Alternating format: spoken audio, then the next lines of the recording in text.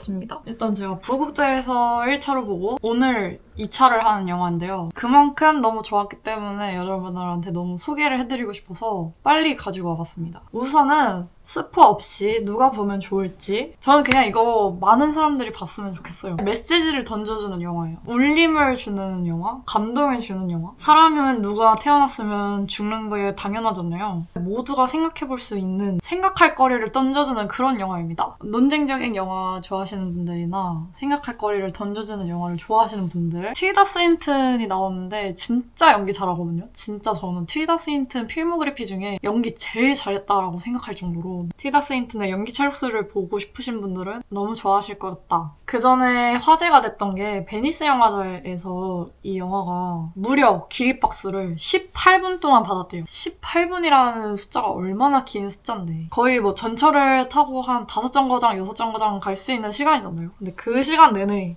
박수를 끊임없이 쳤다? 저는 이게 진짜 상상도 안 가고 그 자리에 내가 없었다는 게 너무너무 안타깝고 베니스 영화제 사상 가장 긴 기립박수 시간이었다고 하고요. 그리고 베니스 영화제에서 황금사자상을 받았습니다. 1등상입니다. 지금 개봉한 지 한 일주일 됐거든요. 근데 메가박스 단독 개봉이란 말이에요. 이렇게 좋은 영화를 왜 이렇게 많이 안 보실까 이런 생각이 들어서 굉장히 예쁜 장면을 포스터로 만들어서 나눠주시더라고요. 왜 안 봐? 진짜 제발 많이 보셨으면 좋겠어요. 정말. 소재가 소재이니만큼 많이 무겁기도 해서 민감하지만 신기한 게 죽음을 다룬 소재인데요. 하나도 우울하지가 않아요. 오히려 웃겨요. 너무 유머스러워가지고 이거 내가 웃어도 되는 건가? 싶은데 너무 웃기게 만든 거예요, 영화를. 하이 코미디스러운 대사와 상황이 굉장히 많이 나오고요. 스포 없는 후기는 여기까지 하고 줄거리를 먼저 소개를 드리자면 틸다 스윈튼이 암 환자고요. 암 3기 환자고요.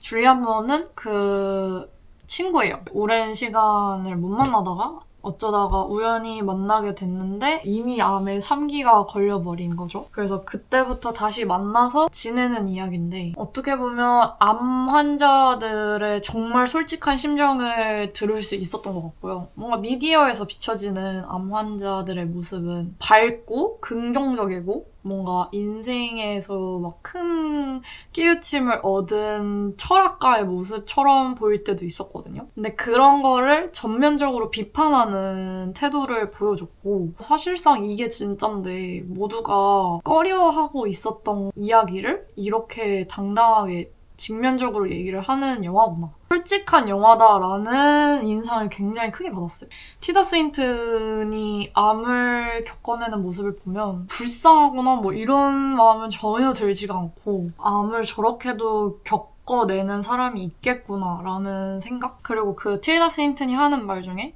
나는 암한테 죽기 싫다. 내가 내 손으로 존엄하게 죽을 권리가 있다라고 얘기를 하거든요. 근데 그 서사들이 너무 이해가 되잖아요. 계속해서 치료를 받아왔고 암 치료를 했는데도 불구하고 하나도 내 몸이 치료가 되지 않고 오히려 항암이 나쁜 결과로만 자꾸 나오니까 내가 그냥 헛된 희망을 계속해서 품고 있다라는 그 절망감도 나한테 느껴지고 이 연명치료를 할 바에 그냥 내가 먼저 죽겠다. 암한테 먼저 죽기보다 내가 멀쩡할 때 내가 내 손으로 죽겠다. 이렇게 얘기를 하는데 너무 이해가 되는 거예요. 저는 안락사에 대한 어떠한 의견도 없었던 사람인데 긍정적으로 보지도 않고 부정적으로 보지도 않았어요. 그냥 어떠한 논쟁거리겠거니라는 생각을 가지고 있던 사람 중에 하나인데 이 영화를 보고 안락사가 때로는 필요할 수도 있겠다. 그런 생각까지 들게 할 정도로 영화가 설득력이 있었습니다. 그리고 이 영화에서 빼놓을 수 없는 한 가지가 색깔이에요. 빨간색과 초록색에 대비되는 색감이 한 장면에서 계속해서 나옵니다. 보신 분들은 아실 거예요. 저는 1차 때도 이게 굉장히 신경 쓰이는 거예요. 왜 이렇게 빨간색, 초록색을 저렇게 티날 정도로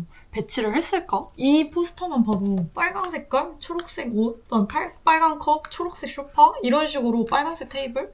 그래서 어떤 의미가 담겨있는 걸까? 신호등인가? 이런 생각이 드는 거예요. 빨간색은 멈추는 거고 초록색은 가는 거잖아요. 그러니까 삶이 멈췄다 이런 거고 초록색이 말하는 게 삶이 간다 이런 건가? 했는데 아무리 그렇게 대입을 해도 장면이 맞지가 않은 거예요. 그래서 아 신호등은 아니었구나 라는 그 실패한 해석을 가지고 있었고 그래서 오늘 이제 2차로 다시 봤는데 그냥 빨간색과 초록색 둘 다 생명력을 뜻하는 것 같았어요. 강인한 생명력을 뜻하는 것 같았고 어떻게 해서든 한 장면 안에서 계속 나오거든요. 립스틱으로까지 해서 완전 빨간 레드 립스틱을 칠하고 나온다거나 느낌이 되게 강렬하기도 하면서 따뜻하다고 느껴지더라고요. 뭔가 이상하게 크리스마스가 생각이 나잖아요. 빨간색과 초록색이 같이 있으면. 근데 이 영화에서 죽음을 계속해서 얘기를 하지만 이상하게 자꾸 따뜻한 마음이 들었단 말이죠. 영화를 보는 내내. 어떻게 죽음을 따뜻하게 그려낸 거지? 라는 생각이 들면서도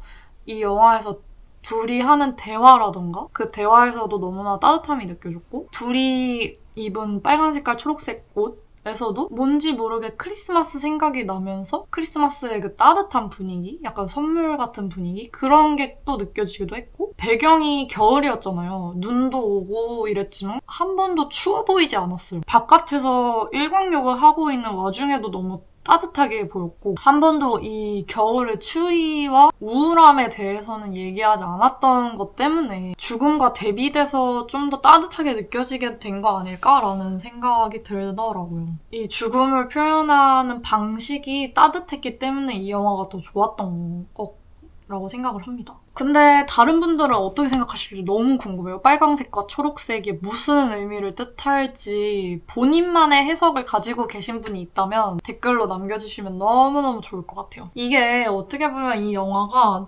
처음에는 안락사와 존엄한 죽음에 대해서 이야기를 하는 것 같으면서도 저한테 자꾸 기후변화에 대한 이야기를 자꾸 하는 것 같은 거예요. 둘의 전 남자친구인 남자가 나왔잖아요. 강연자가. 근데 그 사람도 자꾸 기후변화 얘기를 하고 이 영화에서도 계속 자연을 보여줘요. 새소리, 나무, 숲, 햇빛 그러면서 기후변화 이야기를 하면서 기후변화로 인한 분홍색 눈이 생겼다? 이렇게까지 얘기를 하니까 이 사람이 혹시 안락사 이외에도 이런 이야기를 하고 싶은 걸까? 라는 생각이 들기 시작했어요. 근데 그쯤에 이제 제가 이 영화가 소설 원작인 거 아세요, 여러분? 시그리드 누네즈 작가의 어떻게 지내요라는 책이 원작인데 제가 그 책을 그래서 사서 읽었습니다. 진짜 반전인 게 뭔지 아세요? 책이랑 영화랑 거의 흡사해요. 그 중간 부분부터는 제가 스크립트를 읽는다는 생각이 들 정도로 너무 똑같은 거예요. 영화가 진짜 그대로 책을 거의 복사해서 이렇게 영화화한 것처럼